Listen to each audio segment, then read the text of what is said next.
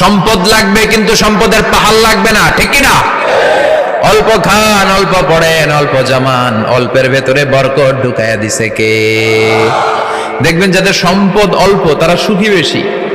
জরিপে এটা দেখা গিয়েছে, অনেক সার্ভেতে এটা এসেছে, যারা সম্পদশালী এরা দুঃখী বেশি, এদের দুঃখ বেশি, টেনশন বেশি। খুব স্বাভাবিক, টাকা যার বেশি রোগ তার বেশি, টাকা যার বেশি টেনশন তার বেশি, টাকা যার বেশি ঘরে শান্তি তার কম। আছে না নাই?